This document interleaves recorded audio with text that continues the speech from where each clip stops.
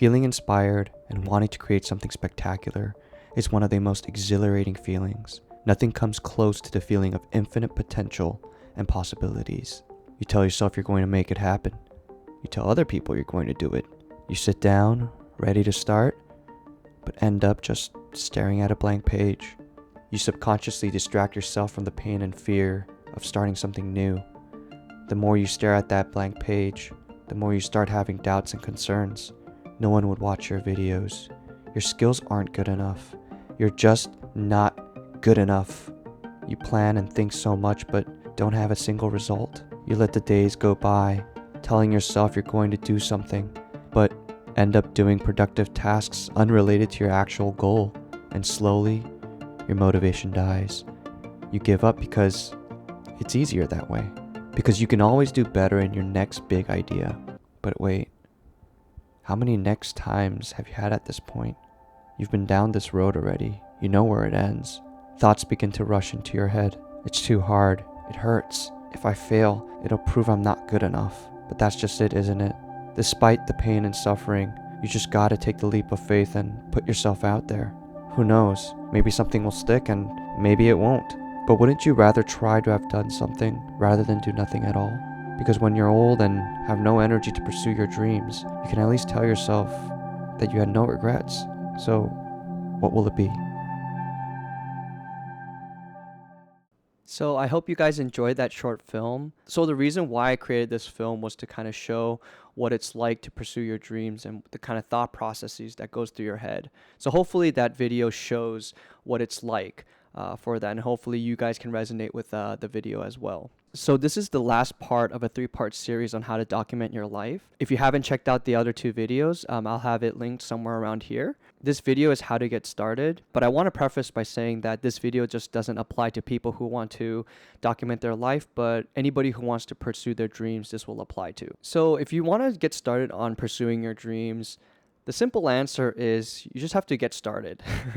But that won't be much of a video, so I want the rest of this video to just kind of be talking about some general advice when it comes to getting started, but also some obstacles that you might face and how to combat them. So the first thing that I want to talk about is procrastination. I think this is one of the issues that a lot of people deal with. When you're having trouble progressing, just have an honest conversation with yourself, whether it's out loud or in writing. A lot of the times, we tend to make decisions at a subconscious level, to the point where we don't even know why we made the decision in the first place. Most of the time, the reason that people procrastinate is because they know that the task they have to do is painful, and so they avoid doing it. And you just end up doing unnecessary doom scrolling or doing unrelated productive tasks like dishwashing and cleaning, like you saw in the short film. The first thing to do when you're faced with this issue is be aware of it and acknowledge that you are avoiding the task. Then sit down and take some time figuring out why you're avoiding it in the first place. If you figured out the pain point, then try to figure out a solution as to how you can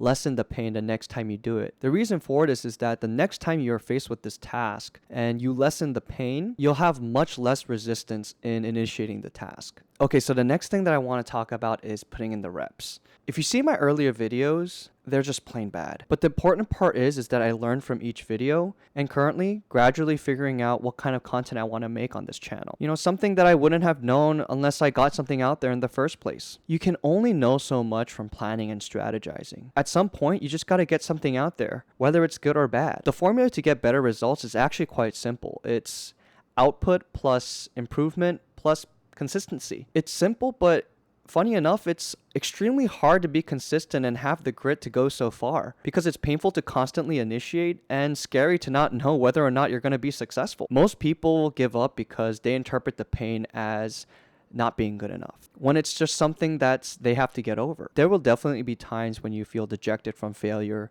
and most of the times you're not going to get instant gratification. The only thing I can say here is that you just got to be positive, surround yourself with kindred spirits, and just keep putting stuff out there and gradually get better at what you're doing. I think what helps me is to think of this as a marathon and not a sprint. And I'm not saying that you can't sprint, but you can be easily disappointed and give up because you don't see good results immediately. Okay, so this last portion of the video, I kind of want to talk about some of the concerns that you guys have mentioned. So the first thing that you guys have said was it's difficult to find time to do it. You know, I get it. life can be hectic and there's so many things that you have to juggle. But then you got to ask yourself if this is a priority for you or not. No one says this is going to be an easy road. This stuff takes a lot of effort and time. Even when you're on a roll, you're soon to face a downhill and a series of roller coaster of emotions. One of the things that you realize as you become an adult is that you have a limited amount of time and you have to pick and choose where you invest your time and efforts. Okay, so if you still decide that this is a priority for you, then you have to find time to do it. It's that simple as that. Make sacrifices, skip the